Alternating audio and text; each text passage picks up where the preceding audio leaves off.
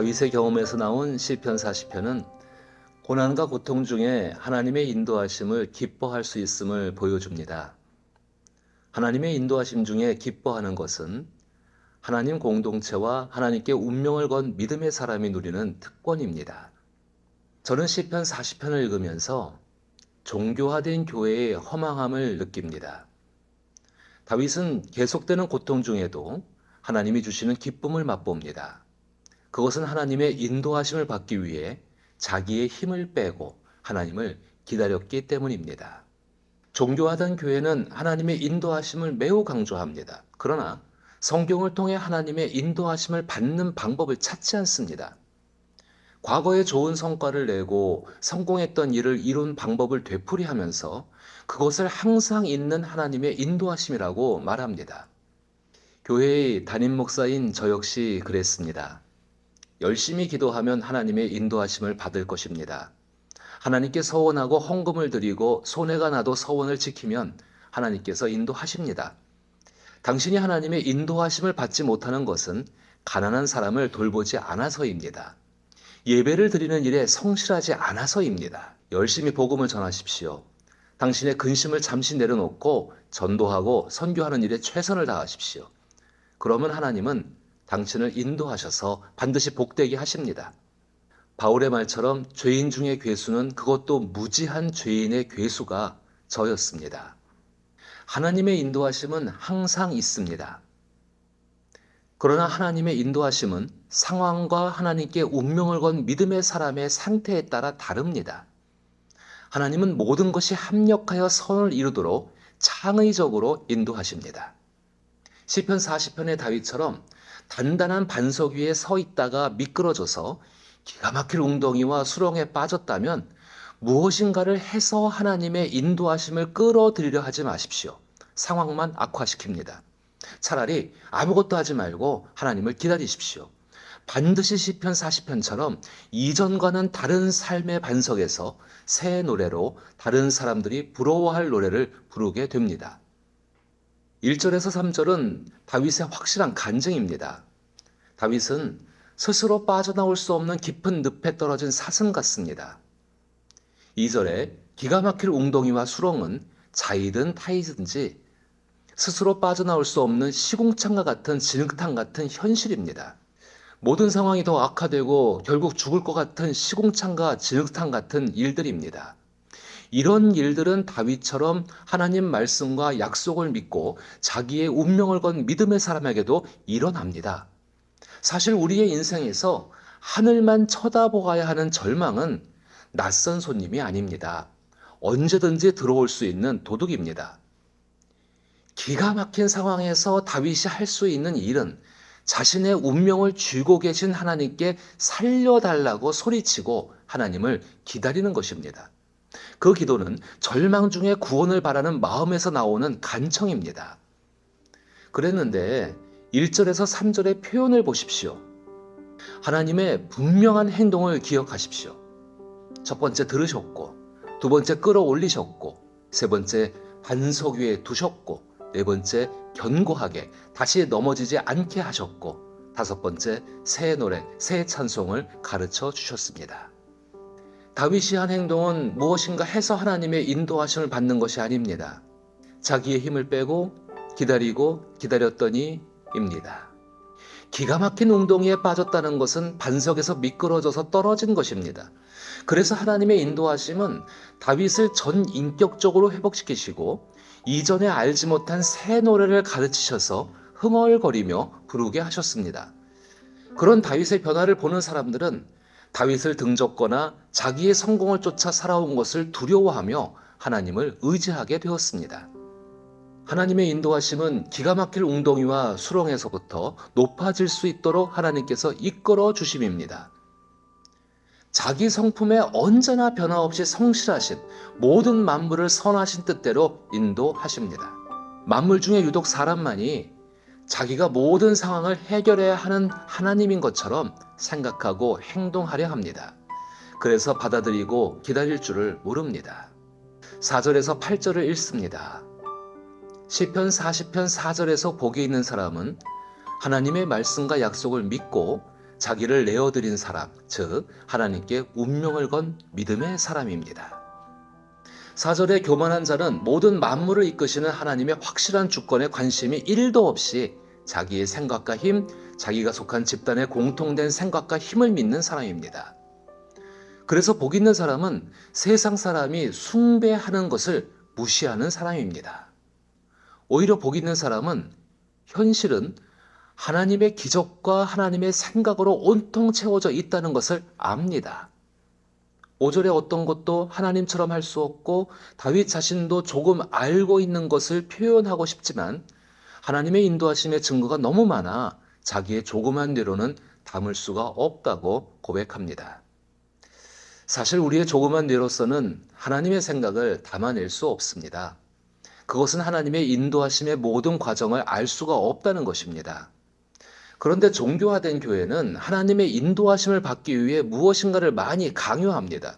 꼭 계약을 잘 성사시키는 유능한 비즈니스맨 같습니다. 6절부터 8절을 읽어보면 주께서 내 귀를 통하여 내게 들려주시기를 제사와 예물을 기뻐하지 아니하시며 번제와 속죄제를 요구하지 아니하신다 하신지라. 그때 내가 말하기를 내가 왔나이다. 나를 가리켜 기록한 것이 두루마리 책에 있나이다. 나의 하나님이여 내가 주의 뜻 행하기를 즐기오니 주의 법이 나의 심중에 있나이다 하였나이다. 성경을 통해 확인하십시오. 하나님은 기가 막힌 웅덩이와 수렁에 빠진 사람, 인생의 시궁창과 질그탕에 빠져서 숨이 막히는 사람에게 요구하시는 것은 아무것도 없습니다. 하나님은 오히려 그 고통과 고난 속에 있는 사람에게 얼마나 하나님께서 그 사람을 생각하고 계신 줄을 알게 하십니다. 다윗의 확실한 경험은 기가 막힌 웅덩이 속에서 7절에 나를 가리켜 기록한 것이 두루마리 책에 있나이다 라는 표현을 통해 하나님의 선하시고 창의적이신 계획을 말씀으로 듣습니다. 8절은 선하시고 창의적으로 이루어지는 하나님의 계획을 말합니다. 하나님의 계획은 기가 막힐 웅덩이와 수렁에 빠진 사람을 하나님께서 베푸신 잔치에 들어오게 하시고 하나님 존재의 일부가 되게 하시는 것입니다. 아무리 깊은 절망 속에 있어도 하나님은 하나님의 법을 이루시기 위해 창의적으로 하나님께 운명을 건 믿음의 사람을 인도하십니다. 죽음이라는 수렁 속에서 얻게 된 하나님께서 인도하시는 목적입니다. 주의 뜻은 하나님께서 베푸신 잔치에 오게 하는 것과 주의 법이 나의 심중에 있나이다는 하나님의 말씀이 내 인생에 들어와 내 존재의 일부가 되었다는 의미입니다. 그러니까는 자꾸 허우적대고 발버둥치라고 강요하지 말아야 합니다. 하나님은 무엇을 해야만 이끌어주는 우상이 아니십니다. 요셉이 어린 나이에 기가 막힐 웅덩이 속에서 느꼈던 것처럼, 기도의 사람 다니엘이 사자굴 속에서 느꼈던 것처럼, 이름 없는 그리스도인이 끝없는 고난 속에서 느꼈던 하나님을 느끼기를 원하십니다. 그 느낌은 말하고 외치고 전하지 않으면 견딜 수 없는 느낌입니다. 가장 두려운 것은 재앙과 자기 죄로 하나님에 대한 느낌을 잃어버리는 것입니다. 다윗은 9절에서 12절을 통해 그 느낌을 지키고 싶은 간절함을 표현합니다. 내가 많은 회중 가운데에서 의의 기쁜 소식을 전하였나이다. 여호와여, 내가 내 입술을 닫지 아니할 줄을 주께서 아시나이다. 내가 주의 공의를 내 심중에 숨기지 아니하고 주의 성실과 구원을 선포하였으며 내가 주의 인자와 진리를 많은 회중 가운데에서 감추지 아니하였나이다. 여호와여, 주의 긍휼을 내게서 거두지 마시고 주의 인자와 진리로 나를 항상 보호하소서. 수많은 재앙이 나를 둘러싸고 나의 죄악이 나를 덮침으로 우러러 볼 수도 없으며 죄가 나의 머리털보다 많으므로 내가 낙심하였음이니이다. 그리고 작은 물줄기가 모여서 큰 강을 이루는 것처럼 하나님의 인도하심은 십자가에서 하나님의 뜻을 이루기 위해 고난받으신 예수 그리스도를 향합니다. 시편 40편의 13절부터 17절에서 기가 막힐 웅덩이와 수렁에 떨어진 다윗의 심정이 십자가 위에서 돌아가신 하나님의 독생자 예수의 심정인 것을 알 수 있습니다. 여호와여, 은총을 베푸사 나를 구원하소서. 여호와여, 속히 나를 도우소서. 내 생명을 찾아 멸하려 하는 자는 다 수치와 낭패를 당하게 하시며 나의 해를 기뻐하는 자는 다 물러가 욕을 당하게 하소서. 나를 향하여 하하 하하 하며 조소하는 자들이 자기 수치로 말미암아 놀라게 하소서. 주를 찾는 자는 다 주 안에서 즐거워하고 기뻐하게 하시며 주의 구원을 사랑하는 자는 항상 말하기를 여호와는 위대하시다 하게 하소서. 하나님께서 당신의 독생자를 인도하신 창의적인 방법은 십자가에서 죽게 하는 것입니다. 그 과정에는 하나이신 삼위일체 하나님이 인간의 죄로 분리되는 고통이 있습니다. 그 일은 예수님조차도 두려운 일입니다. 그러나 예수님은 십자가 위에서 구원의 가능성이 전혀 없는 중에도 하나님을 기다리셨습니다. 하나님은 말씀과 약속하신 대로 예수로 인한 부활의 삶을 시작하게 하셨습니다. 이 땅의 교회와 성도는 예수님의 일부입니다. 고통 중에 있는 사람에게 하나님의 인도하심으로 기쁨을 줄 수 있습니다. 교회의 목사와 장로는 하나님의 대리자처럼 여겨졌고 그들의 말과 기도는 위로였습니다. 그런데 목사와 장로와 교인들이 합작해서 손쉬운 방법을 찾기 시작했습니다. 이미 성경에서 저주받을 일인 행위의 공로로 인정받는 기쁨을 쫓아갔습니다. 모든 사람이 좋아하는 성전, 성장, 성공이라는 세 단어에 나의 성전, 나의 성장, 나의 성공이라 말하는 것이 부족해서 우리의 성전, 우리의 성장, 우리의 성공으로 표현하고 강조했습니다.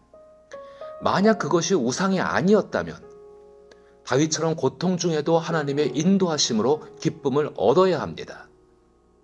그런 우상을 만든 종교화된 교회에서는 하나님의 인도하심이 있어야 하는 사람은 설 자리도 갈 곳도 없게 됩니다. 이 시대의 교회와 그리스도인들은 죽을 수밖에 없는 깊은 진흙탕이고 시궁창에 미끄러져 빠져버렸습니다. 이제 시편 40편 17절의 절박한 심정과 하나님의 인도하심을 기다려야 합니다. 나는 가난하고 궁핍하오나 주께서 나를 생각하시오니 주는 나의 도움이시오 나를 건지시는 이시라. 나의 하나님이여 지체하지 마소서. 아멘.